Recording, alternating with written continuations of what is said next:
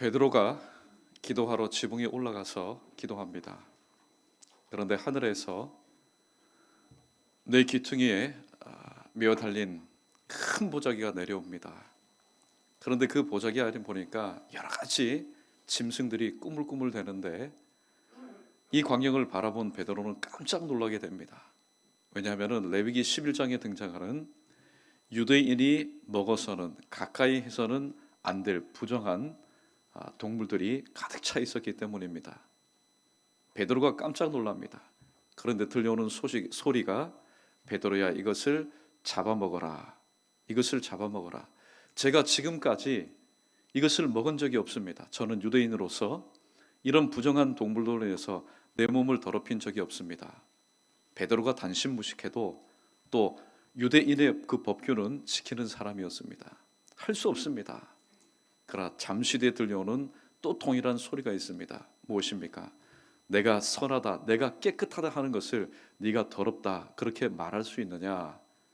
오늘 하나님의 음성을 듣고 베드로는 나중에 깨닫게 됩니다. 무엇을 깨닫게 될까요? 성령의 인도하심을 받아서 고넬료라고 하는 그 가정에서 하나님의 말씀을 증거하게 되고 또 하나님의 말씀을 통해서 고넬료와 그의 온 식구들이 예수 그리스도를 믿고 영접하고 세례받는 그 장면을 목도하면서 하나님께서 며칠 전에 나로 하여금 환상을 통해서 이 부정한 동물을 잡아먹게 하신 그 하나님의 뜻이 무엇인지를 깨닫게 됩니다. 우리는 간혹 하나님께서 우리에게 주신 말씀에 대해서 아닙니다, 할 수 없습니다라고 단호하게 거절할 때가 한두 번이 아닙니다. 그러나 그때마다 내 처영혼에 잠자고 있는 나의 그 심금을 울리는 목소리가 무엇입니까? 우리 크게 한번 따라해 보겠습니다. 내 뜻이니라. 내 뜻이니라. 우리는 주님의 그 말씀 앞에 나의 이 세상에서 살아온 모든 총체적인 지식과 경험, 모든 것을 한순간에 다 내려놓을 수밖에 없습니다. 왜냐하면 하나님은 나의 모든 것을 다 알고 계시는 분이시기 때문입니다. 때도 다 알고 계시고 또 나의 모든 연약함도 다 알고 계시는 하나님께서 내 뜻이라고 하는데 우리가 감히 거기에 대해서 이의를 제기할 수가 없는 것입니다. 오늘 본문은 우리가 잘 알고 있는 말씀입니다. 이제 때가 되었습니다. 때가 되어서 주인이 계산하는 시간에 그동안 하루 동안 열심히 일한 품꾼들을 다 모아서 삭스를 줍니다. 그런데 그 삭스를 나누어주는 그 과정 가운데 여기저기에서 궁시렁궁시렁 거리는 소리가 납니다.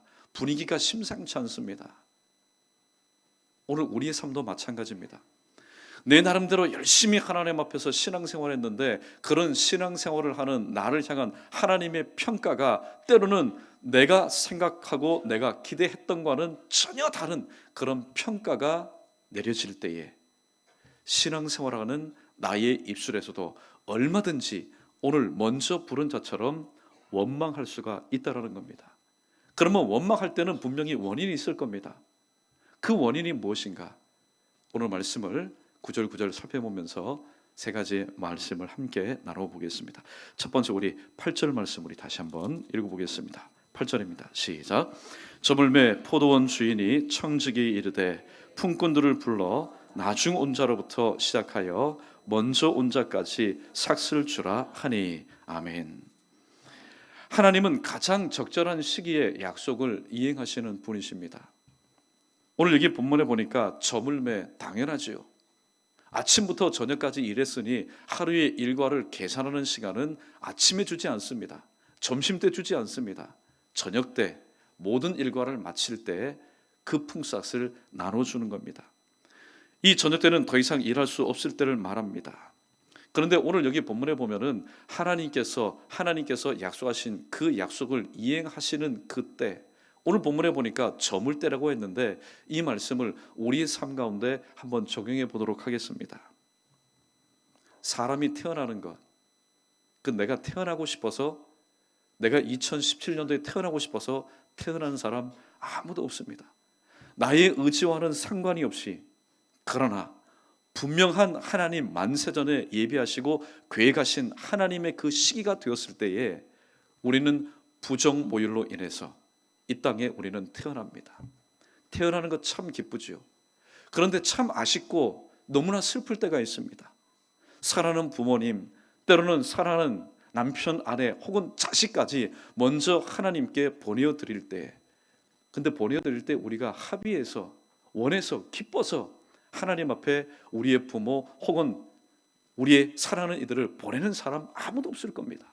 아무도 없을 거예요. 하나님 오늘 불러가십시오, 데려가십시오, 그렇게 하는 사람 아무도 없습니다.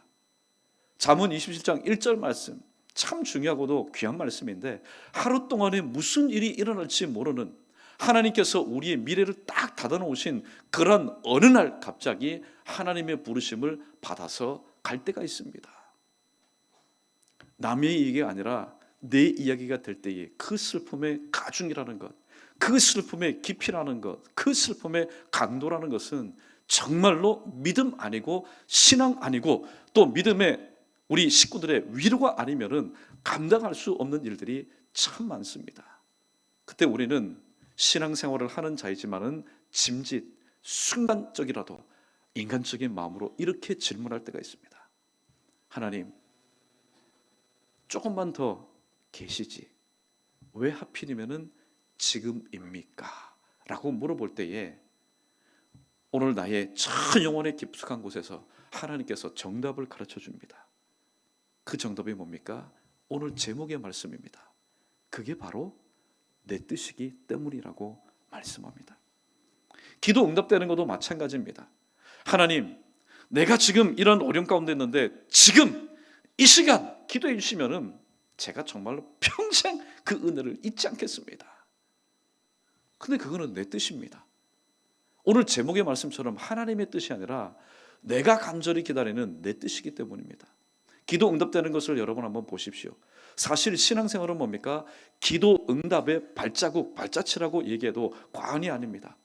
그런데 그 기도 응답되는 것을 보면은 그때 당시에는 원망하고 불평하고 왜 하나님 들어주지 않습니까? 정말로 하나님이 살아계십니까? 라고 우리가 얘기했지만은 지금 기도 응답 받고 주님 은혜 가운데 살아가는 지금 이 시점에서 기도 응답 받았던 1년 전, 2년 전, 10년 전에 그 모습을 보니까 야, 과연 하나님은 가장 적절한 시기에 하나님의 때에 응답하여 주시는 분이시라는 사실에 대해서 우리가 이의를 제기할 수가 없고 그 사실에 대해서 그저 묵묵하게 감사할 수밖에 없다라는 사실입니다. 왜냐하면 모든 것은 하나님의 경륜과 섭리 가운데서 일어나기 때문입니다. 내가 아무리 정확하고 내가 아무리 계산적으로 또 산다 할지라도 하나님의 그 섭리를 우리는 따라갈 수가 없기 때문입니다. 그러므로 하나님께서 가장 적절한 시기에 약속을 이행하실 때에 그 약속을 받아 누리는 우리의 삶의 자세는 어때야 될까요? 성경은 두 군데서 말합니다. 출애굽기 14장 13절에 보니까 오늘날 너희를 위하여 행하시는 하나님의 구원을 보라. 사무엘상 12장 16절에 보니까 너희는 이제 가만히 있어서 여호와께서 너희 목전에서 행하시는 이 큰 일을 보라. 두 절 다 다른 곳에 기록되어 있습니다. 그러나 공통적인 메시지는 뭡니까? 이제 너희를 위해서 하나님께서 일어나셔서 역사하실 것이니까 너희는 그것을 믿음의 눈으로 바라보라. 믿음의 눈으로 바라보라는 것은 너희가 사실 할 것이 아무것도 없다라는 겁니다. 기도 응답받는 것도 마찬가지고 은혜를 입는 것도 마찬가지입니다. 내가 하나님께 무엇인가를 잘 보여서 무엇인가 하나님 맡겨주신 사역을 내 수고와 내 노력을 통해서 엄청난 업적을 이뤘기 때문에 하나님께서 내게 응답하여 주시는 것이 아니라는 겁니다. 이스라엘 백성들이 출애굽한 뒤에 넘실거리는 홍해 앞에서 그들이 할 수 있는 것은 아무것도 없었습니다. 위로는 보이지 않는 하나님을 바라보고 눈에 보이는 지도자를 믿지 않았다면 그들이 할 수 있는 것은 인간적으로 저와 여러분도 얼마든지 동의할 수 있는 일입니다. 불평할 수밖에 없죠. 원망할 수밖에 없습니다. 내가 비록 애굽에 있었으면 죽을 고생 살 고생하지만은 이렇게 무슨 죽음을 하지 않을 거다, 개 죽음은 당하지 않을 거다, 충분히 그렇게 할 수 있습니다. 그러나 하나님은 모세를 통해서 이렇게 말씀합니다.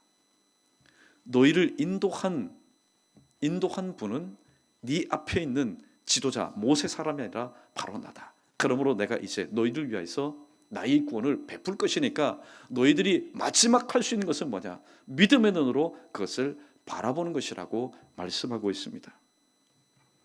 오늘 하나님께서 우리에게 허락하신 모든 것은 우리 사람들의 일들은 그렇지 않습니까? 때로는 믿음 있는 사람도 우연이 되었다 그렇게 얘기합니다. 그러나 세상에 우연이 되는 것은 아무것도 없습니다.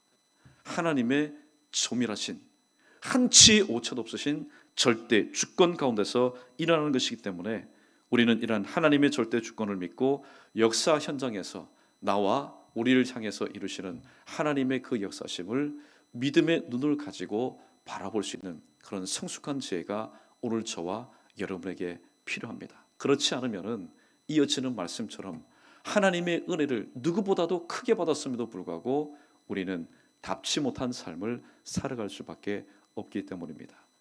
아무쪼록 하나님께서 우리에게 베푸신 그 은혜를 기억하면서 오늘도 다운 삶, 우리로 하여금 연희교회로 세우셨으니 연희교회다운 그런 삶을 살아갈 수 있는 저 여러분 우리 모두 되기를 주님의 이름으로 축원합니다. 두 번째 9절 말씀 계속해서 읽어봅니다. 9절입니다. 함께 있습니다. 시작. 제11시에 온 자들이 와서 한 데나리온씩 받거늘. 아멘. 하나님은 약속을 풍성하게 지키시는 분이십니다. 오후 5시에 뒤늦게 부름 받은 자의 노동의 시간은 몇 시간입니까? 말 그대로 1시간 뿐입니다. 아침 일찍부터 나와서 노동한 사람에 비하면 절대적으로 부족한 시간입니다. 그런데 이른 아침에 부름 받은 자와 똑같이 대우를 합니다. 9절 말씀 11시에 온 자들이 뒤늦게 온 자들이 와서 한 데나리온씩 받거늘. 받는 사람도 깜짝 놀랐지만은 또 누구도 깜짝 놀랐을까요? 먼저 온 사람도 놀랐습니다. 분명히 주인이 이른 아침에 나와 약속한 그 삭은 한 데나리온인데 나는 아침 일찍부터 나와서 땀을 흘리고 수고하고 이 더위를 견디면서 일했는데 그저 해가 지는 선선한 시간에 와서 그냥 쉽게 노동을 한 저 사람에게 한 데나리온을 주었으니 짐짓 오늘 먼저 부름 받은 사람이 이렇게 생각할 수밖에 없습니다. 이야, 나에게는 분명히 알파, 나에게는 분명히 보너스가 있겠지. 사실 오후 5시에 뒤늦게 부름 받은 자에게 한 데나리온을 주는 것은 형평성에 어긋나는 겁니다. 절대로 형평성에 어긋나는 겁니다. 오늘날 일터도 마찬가지지 않습니까? 아침 일찍부터 나온 사람과 오후 뒤늦게 1시간만 일한 사람 똑같이 하루의 임금을 준다면 분명히 그 노동 현장에서는 여러분 큰 일이 일어날 겁니다. 피 튀기는 일이 일어날 겁니다. 누가복음 14장에 보면은 큰 잔치의 비유가 나옵니다. 여기에 보면은 세 부류의 사람이 나옵니다. 첫 번째, 먼저 청함을 받은 사람, 대표적으로 밭을 구입한 사람. 두 번째, 소 10마리를 구입한 사람. 마지막, 장가든 사람이 나옵니다. 주인이 말합니다. 청함 받은 사람을 불러서 이 잔치에 참석하도록 종들을 보냅니다. 그러나 하나같이 일치하여 다른 장소에서 다른 업을 하지만은 일치하여 사형을 합니다. 쉽게 말하면 이 주인의 그 귀하디 귀한 잔치에 참여하는 것을 스스로 거절해 버립니다. 거절하였습니다. 주인이 화가 나죠. 그래서 그 다음에는 어떻게 합니까? 그들을 시내와 또 골목으로 보냅니다. 누구든지 데리고 와라. 종들이 순종하여 자리에 채우지만은 여전히 남아있는 자리가 있었습니다. 그때 주인이 마지막으로 파격적인 선언을 합니다. 너희는 이제 시내와 산울가로 가서 내 집을 채우라. 강권하여 내 집을 채우라고 말하고 있습니다. 시내와 골목에서 부름받은 자들, 또 특별히 길과 산울, 사람들이 거주할 때 시내와 골목에서 사는 사람들, 어느 정도 도심에 이 모든 문화를 누리는 사람일 겁니다. 그러나 시내와 저 산울가에서 사는 사람, 도심 생활 가운데서 누릴 수 없는 그런 소외된 삶을 살았던 자들입니다. 근데 특별히 보면은 가장 나중에 부름받은 사람들, 어찌면은 이들은 냄새도 이 음식의 이름조차도 알지 못하는 자들이 그 잔치석상에 참여해서 주인의 부름이 않으면은 평생 맛보지 못할 그런 음식을 가지고 풍족하게 그들은 잔치의 맛을 맛보았습니다. 기쁨과 맛을 느끼는 강도가 다르겠지요. 먼저 부름 받은 사람, 청함 받은 사람, 그들은 얼마든지 자신의 노력과 돈만 있으면은 주인이 먹는 것과 똑같은 메뉴 만들어서 먹을 수 있습니다. 그러나 시내와 산울가 저 변두리에서 사는 사람, 야, 이런 음식이 있었던가? 메뉴를 보니까 한 번도 먹어본 적이 없습니다. 맛을 보니까 기억이 나지 않습니다. 기쁨과 맛을 느끼는 강도가 다릅니다. 또 나중 부름받은 사람일수록 일평생 한 번도 먹어보지 못한 음식 맛을 맛봅니다. 여러분, 격조 있는 그런 잔치 석상 가운데 우리 일반적인 생각은 뭡니까? 최고의 옷은 아니지만은 깔끔하게 정장을 입고 와서 함께 축복해주고 축하하는 것, 그게 우리의 통념입니다. 그런데 노숙하는 사람, 이거는 자격도 되지 않습니다. 의상부터 외모부터 마음가짐부터 아무런 합당하지 않는 그런 산울가에 있는 사람들을 데리고 와서 자기 잔치에 함께 배석하게 하는 것, 이거야말로 파격적인 바로 대우였습니다. 뒤늦게 부름받은 자들에 의해서 바울은 지난주에 함께 말씀 나눈 것처럼 에베소서 2장 12절과 13절에서 이렇게 소개합니다. 우리 12절 13절 말씀 우리 같이 읽어보겠습니다. 자막에 뜬 말씀 읽어봅니다. 시작. 그때 너희는 그리스도 밖에 있었고 이스라엘 나라 밖의 사람이라. 약속의 언약들에 대해서는 외인이요 세상에서 소망이 없고 하나님도 없는 자이더니 이제는 전에 멀리 있던 너희가 그리스도 예수 안에서 그리스도의 피로 가까워졌느니라. 아멘. 예수님이 하시는 말씀에 그 장소와 그 대상은 다 다르지만은 너희는 그리스도 밖에 있었고 이스라엘 나라의 밖의 사람이라. 누가복음 14장에 등장하는 비유에서 나오는 시내와 산울가에서 도심의 혜택을 누리지 못하고 문명의 이기를 누리지 못하고 살았던 바로 사람들, 그들은 바로 저와 여러분, 예수 믿기 전에 저와 여러분의 자화상이었습니다. 그러나 예수 믿고 영접한 이후 요한계시록 3장 20절 말씀, 내가 문 밖에 서서 두드리노니 누구든지 내 음성을 듣고 문을 열면 내가 들어가 그로 더불어 먹고 그는 더불어 나와 먹고 먹으리라. 여러분, 나중에 예수 믿고 신앙생활하는 사람, 특히 예수님 당시 죄인과 그리고 창기, 세리, 입에 거론하기조차 힘들었던 이 소외 계층의 사람들, 그들은 날마다 하나님의 나라가 그들 마음 가운데 임하여서 살았던 사람들이었습니다. 성경을 한번 보십시오. 소외된 사람들, 특별히 세리, 창기, 그 다음에 죄인들, 가만히 보면은 그들과 관련된 비유와 말씀을 통해서 그들의 삶의 현장에 대해서 불평하고 원망하고 시기하고 비교하여서 답지 못한 삶을 살았던 사람들은 아무로 없습니다. 그러나 대부분 보면은 기득권을 누리고 있던 사람들 중에 특별히 바리새인과 서기관들, 왜 그렇게 시기와 질투가 많았는지 모릅니다. 예수님께서 죄인의 집에 들어가서 먹고 마실 때 어떻게 랍비가 하나님의 거룩한 말씀을 전하는 이 랍비가 죄인과 창기와 세리와 함께 먹고 마실 수 있느냐? 모든 것들이 시기와 불평과 원망입니다. 왜 그럴까요? 지난 주일날 드린 말씀처럼 그들 마음 가운데는 하나님의 나라가 임하지 않았기 때문입니다. 하나님의 나라가 임하지 않았다는 얘기는 뭡니까? 계시록 3장 20절 말씀처럼 주님께서 그들 앞에 오셔서 날마다 문을 두드리지만은 다른 사람들은 영접합니다. 권세자, 자기보다 지식이 많고 자기보다 돈이 많은 사람, 권력자들은 그들 마음 가운데도 그들은 영접합니다. 그러나 유독 예수님만을 그들 마음 가운데 영접하지 못하니 잠시 있다가 없어질 것들로 인해서 위로받고 살아가는 그런 사람들, 오래가지 못합니다.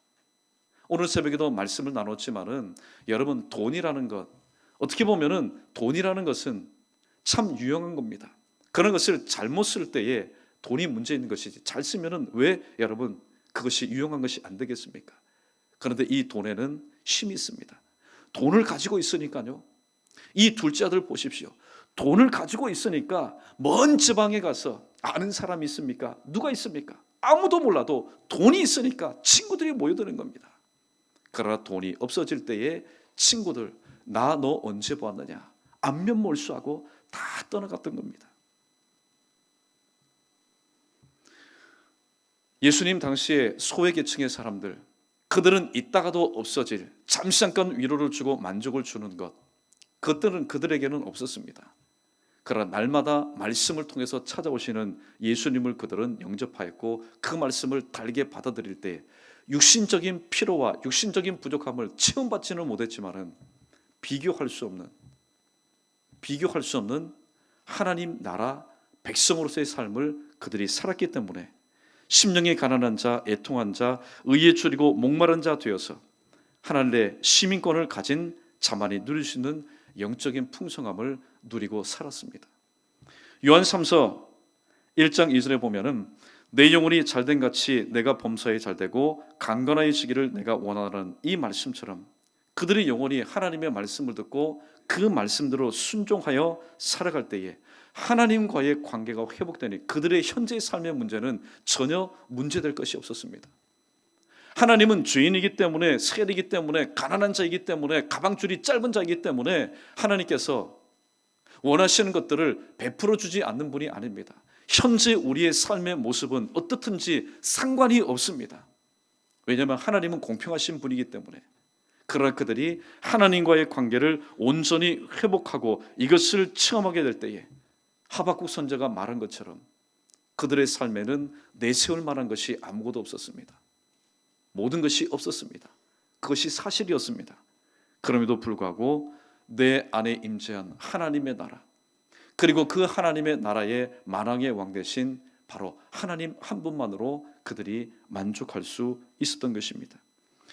예수님이 하신 말씀처럼 좋은 땅에 심겨진 말씀의 씨는 바로 30배, 60배, 100배, 바리새인 마음 가운데서는 단 2배도 결실을 맺지 못했는데 바리새인이 아닌 세리와 또 창기와 그리고 당시에 소외 계층에 있던 사람들은 예수님 말씀대로, 그들이 말씀대로 살아가니 예수님께서 말씀하신 대로 그들 마음판 가운데 30배, 60배, 100배의 놀라운 풍성한 하나님의 약속을 그들은 결실로 맺을 수 있게 되었던 것입니다. 아무쪼록 하나님의 말씀을 들음과 순종을 통해서 여러분 우리 각자에게 주신 하나님의 약속이 있을 겁니다. 약속의 특징이 뭔지 아십니까? 첫 번째, 언제 이루어질지 모른다.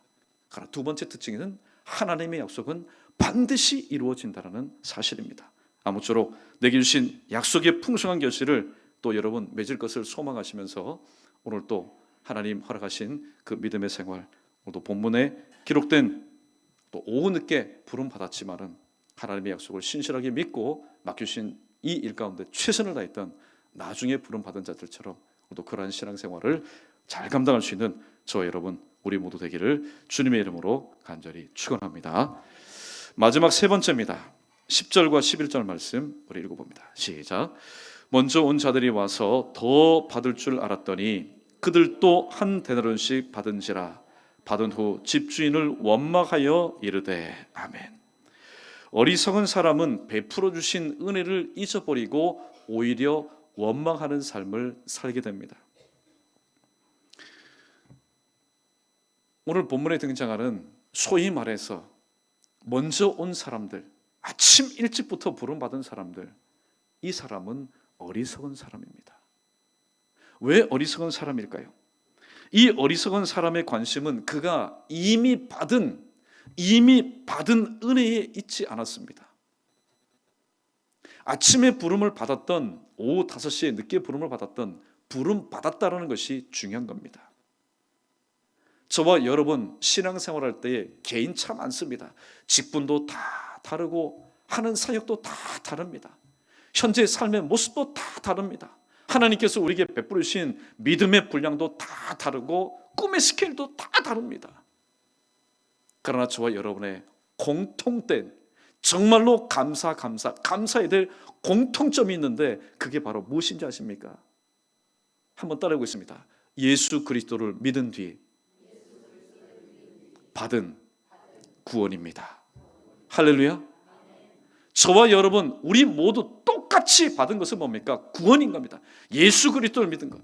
내가 서울특별시에서 예수를 믿었던, 전라도에서, 경상도에서 혹은 외국에서 예수를 믿었던 우리 모두가 똑같이 지금 받아 누리고 있는 것은 구원입니다. 그런데 우리는 오늘 아침 일찍 부름 받은 자처럼 어리석게도 이미 받은 그 구원에 대해서는 까마득하게 잊어버립니다. 그리고 지금 내가 올해 마음을 가다듬고 신년벽 때부터 지금까지 뒤돌아보지 않고 하나님 맡겨주신 사역을 열심히 감당했는데, 내가 보아도 열심히 한 것 같지 않은 자는 말대로 영혼도 찰되고 육신도 찰되고 사업도 번창하고, 그런데 나의 모습은 그렇지 않다라는 겁니다. 여러분, 입이 나오겠습니까? 안 나오겠습니까? 입이 나오도 한자가 나오지요. 그러나 우리는 그렇게 생각해서는 안 됩니다. 왜냐하면 현재의 나의 모습이 불공평하다, 나를 대하시는 하나님의 모습이 불공정하다, 그렇게 생각이 든다 할지라도 이 모든 것 또한 과정을 바라보는 나의 어리석음이지, 나의 모든 것을 평가하시는 하나님은 절대로 실수함과 또 한치 오차도 없으신 분이기 때문입니다. 사랑하는 성도 여러분, 나중 온 자들에게 한 대나리씩 파격적인 대우하는 이 모습을 보고 먼저 온 자들도 깜짝 놀라면서 흥분을 합니다. 그러나 나중 온 사람들, 저 정도로 대우하니 우리에게도 더 많은 것을 대우하지 않겠느냐. 이 부분에서 우리는 이렇게 크게 한번 따라해 볼 필요가 있습니다. 크게 한번 따라해 보겠습니다. 내 생각입니다. 사람 생각입니다. 예. 줄 주인은 생각도 없는데, 줄 주인은 이미 처음 부름받은 사람이나 오후 5시에 부름받은 사람이나 똑같이 어떻게 해요? 한 대너를 줄 생각을 가지고 있는데, 지금 먼저 부름받은 자는 나중 온 자가 한 대는 받았으니 우리는 알파 더 많은 것을 받겠다, 김치 국물부터 지금 들이키고 있는 겁니다. 이처럼 신앙생활하면서 답지 않게 원망하고 낙심하는 것은 다른 것 없습니다. 하나님의 계획과 뜻이 무엇인지를 묻지 않았기 때문이고, 당연히 묻지 않았기 때문에 깨달을 수가 없는 결과이고, 그리고 범사에 내 생각대로 의견을 내가 수렴하고 내 생각대로 판단하고 내 생각대로 결정해서 내 생각대로 해버리기 때문에 신앙생활에는 이 땅에서 가장 아름답고도 가치 있는 삶을 살면서도 우리의 입술에서는 마치 출애굽의 구원의 감격을 누렸지만은 이스라엘 백성들이 물 문제, 먹거리 문제를 통해서 불평 원망하였던 것 같은 똑같은 삶을 되풀이할 수밖에 없는 것입니다. 성경에 보면은 내 생각으로 인해서 실족한 사람들이 참 많이 등장합니다. 오늘 새벽에 오신 분들은 다시 한번 리마인드 해드립니다. 이삭의 경우를 한번 보십시오. 이삭이 보니까 이 블레셋 땅에서 살아가는데 왠지 마음이 좀 찜찜합니다. 누구의 연고로 인해서? 아리따운 자기 아내 리브가의 미모로 인해서. 내가 지금 이 땅에서 살아갈 때에 내 누이라고 하면은 그래도 살 수 있는 기회는 있을 것 같다. 근데 왜 그런지 아십니까? 부전자전입니다. 그의 아버지 아브라함을 보십시오. 아브라함의 아내, 늙어도 그 미모가 출중했습니다. 그래서 흉년이 되어서 애굽으로 내려갔는데, 애굽으로 내려갈 때 이 아브라함이 누구 생각에? 내 생각에. 혹시 내 옆에 있는 이 누이를, 사실 보면은 누이는 누이죠. 예. 그러나 누이 되었던 아내인 이 사례를 내 아내라고 하면은 이 아내의 미모로 인해서 내 목숨 부지하기가 힘들었습니다. 그래서 아내를 누이라고 그렇게 여기면서 살던 중에 하나님께 큰 꾸중을 받게 되죠. 애굽의 왕이 취하려고 하다가 하나님께서 꿈중에 나타나셔서 이 사례는 아브라함의 아내라는 그 음성을 듣게 되고 다시는 손을 떼지 못하고 출애굽, 첫 번째 출애굽의 그런 기회를 엿보게 되었습니다. 어렸을 때부터 본 바로 아브라함입니다. 그런데 여러분 보십시오. 이삭입니다. 그런데 이 이삭이 똑같은 일을 행하고 있습니다. 왜냐하면 내 생각에 나의 아내로 인해서 내가 이 블레셋 땅, 이 이방 땅에서 죽으면 어떻게 하느냐. 또 한 가지의 경우가 있습니다. 열왕기하 5장 11절에 보면은 나만 장군의 경우입니다. 나만 장군이 그 계집종의 그 조언을 통해서 북쪽 이스라엘 사마리아 지역으로 내려갑니다. 그런데 나만 생각에, 내 생각에, 성경에 보면은 정확하게 나옵니다. 내 생각에 저가 엘리사가 내게로 나와서 나의 총처에다 손을 얹고 그 하나님의 이름을 부르면서 낫게 하여 줄 것 아니냐. 자기는 그렇게 생각을 했습니다. 그런데 현실은 어땠습니까? 그 사람이 나온 것이 아니라 몸종이 나와서 하는 말이 건방지게, 자, 요단강에 가서 너희의 몸을 7번 씻어라. 그리하면 낫게 될 것이다. 만약에 나만도 마찬가지고 이삭도 마찬가지고 자기의 생각을 끝까지 고집하였다면 결코 하나님의 뜻을 이룰 수가 없었을 것입니다. 이처럼 내 생각은 하나님의 계획으로부터 스스로 탈선하는 것과 마찬가지입니다. 신앙생활하면서 하나님께서 주신 생각이기 때문에 왜 여러분 내 생각이 없겠습니까? 이 사역을 앞두고 이 일을 앞두고 왜 내 생각이 없겠습니까? 그러나 내 생각대로가 아니라 하나님의 뜻대로 하나님의 계획대로 해야 하는 것은 누구처럼요? 마지막에 구속의 사역을 감당하시기 위해서 예수님이 나의 원대로 마옵시고 아버지의 원대로 하옵소서 말씀하셨던 예수님처럼 우리는 우리 각자에게 주어진 큰 일이든 작은 일이든 바로 하나님의 계획, 하나님의 뜻대로 행할 수 있어야 됩니다. 신앙생활은 처음부터 은혜로 하는 것입니다. 사랑하는 성도 여러분, 특별히 우리 연희교회 성도들에게는 제가 좀 정말로 제대로 가르치고 싶은 마음이 참 여러분 불같습니다. 여러분, 구원은 무엇으로 믿습니까? 구원은 무엇으로 믿습니까? 구원은 무엇으로 믿습니까? 믿음으로. 답입니다. 그러나 정말로 성경적인 정답은 무엇인지 아십니까? 구원은 하나님의 은혜를 받음으로. 먼저는 은혜입니다. 하나님의 은혜가 없는데, 은혜가 내 삶 가운데 임하지 않는데, 하나님께서 나의 삶 가운데 찾아오시지 않고 내 마음 문을 열어주시지 않는데 우리가 어떻게 알지 못하는 하나님에 대해서 우리가 믿고 그분을 신뢰하며 살아갈 수 있습니까? 성경은 말씀합니다. 기록된 말씀은 우리가 구원을 받는 것은 예수 그리스도를 믿음으로 구원을 받는 것. 여러분, 답입니다. 그러나 정답은 무엇입니까? 하나님께로부터는 우리에게 은혜를 베풀어 주시는 것이고 우리들이 할 수 있는 것은 믿음으로. 그러니까 먼저는 하나님의 은혜요, 다음은 우리의 믿음으로 구원을 얻는 것입니다. 마찬가지로 신앙생활도 마찬가지입니다. 나를 이만큼 대우해 주어야 되지 않습니까? 그거는 세상의 논리입니다. 세상의 논리는 뭡니까? 먼저 된 자는 먼저 됩니다. 죽었다 깨어나도 먼저 되는 겁니다. 나중된 자는 여러분 나중되는 겁니다.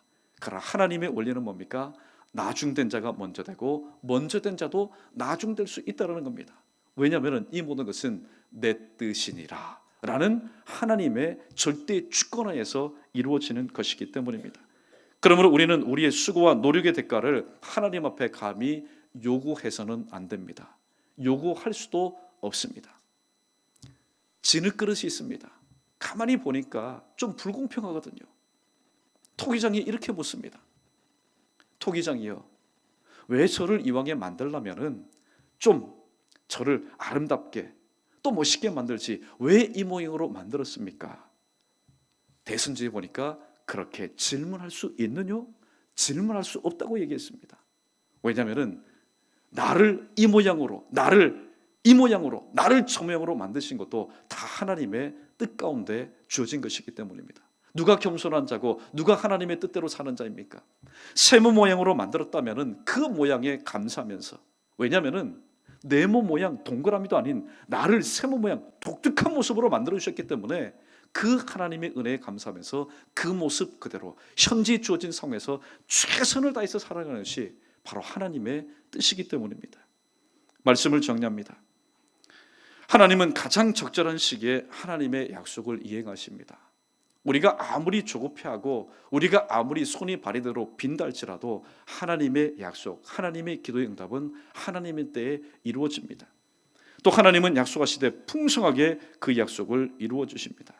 어리석은 사람은 베풀어 주신 은혜를 잊고 오히려 원망을 합니다. 오늘 주님께서 주신 이 말씀 우리는 다시 한번 기억하고 하나님의 구원을 받은 자로서 어리석은 자가 되어서 그 은혜를 잊어버리고 오히려 불평 원망하는 그런 자가 아니라 5시에 뒤늦게 부름을 받은 자처럼, 여러분 뒤늦게 부름받은 종도 왜 생각이 없고 왜 할 말이 없겠습니까? 그러나 입은 있어도 말하지 않습니다.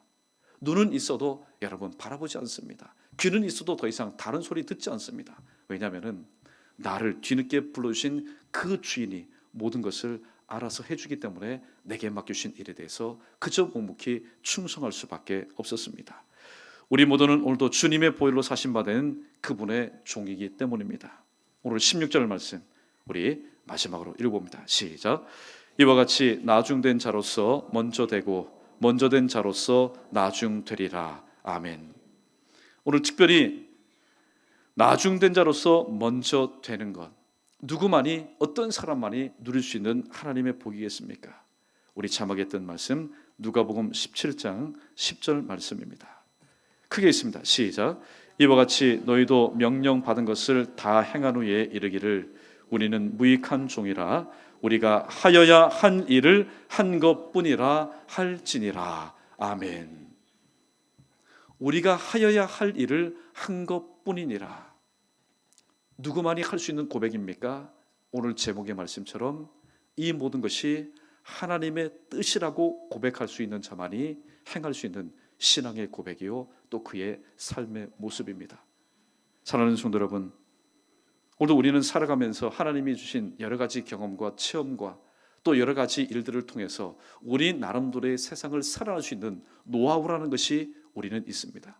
어떻게 하면 이 고비를 벗어날 수 있을까? 어떻게 하면 이 일을 지혜롭게 감당할 수 있을까? 우리 모두에게는 답이 있습니다. 우리 모두에게는 대안이 있습니다. 그러나 하나님은 어떤 분이십니까? 우리의 모든 대안, 우리의 모든 지혜, 우리의 모든 경험까지도 초월해서 한치 오차도 없으시고 한치의 실수도 없으신 바로 하나님 아버지십니다. 그러므로 우리가 모든 일을 할 때에 질문이 생길 때 질문하십시오. 하나님께 물어보십시오. 하나님, 왜 저에게 이런 일이 있습니까? 왜 저에게 이런 어려움이 있습니까? 물어보십시오. 물어보지 않으면 속탑니다. 죽습니다. 물어보십시오. 그러나 하나님의 말씀이 내 뜻이니라 라는 하나님의 음성을 여러분이 들으신다면 맞습니다. 세상의 모든 것은 하나님의 뜻대로 되기 때문에, 그래서 잠언 기자는 말합니다. 사람에게 많은 계획이 있다 할지라도 오직 하나님의 뜻이 완전히 서리라고 말씀하고 있습니다. 앞으로 남은 신앙생활 감당할 때에 많은 질문, 많은 또한 어려움이 있다 할지라도 물어볼 때 하나님께서 내 뜻이니라 라고 말씀하실 때 그 뜻 가운데 다시 한번 순복하고 순종하여, 우리는 상상하지 못했습니다. 우리는 기대하지 못했습니다. 그저 듣고 순종한 것 뿐인데 하나님께서 우리에게 베푸시는 그 풍성하신 은혜를 다시 한번 받아 누리면서 신앙생활하는 것이 이것이구나, 신앙생활의 맛이 바로 이것이구나, 신앙생활의 진미가 이것이구나 다시 한번 깨닫고, 지금까지는 내 뜻대로 살아왔다면 이제부터는 하나님의 뜻대로 하나님의 방식대로 살아서 늘 나의 삶 가운데 임자시는 하나님의 나라를 경험하며 살아갈 수 있는 저와 여러분 우리 모두 되기를 주님의 이름으로 축원합니다. 우리 시간 말씀을 생각하면서 두 가지 기도 제목만 가지고 합심해서 기도합니다. 첫 번째, 오늘도 주신 말씀처럼 내 뜻이니라는 하나님의 말씀 앞에 범사의 모든 것을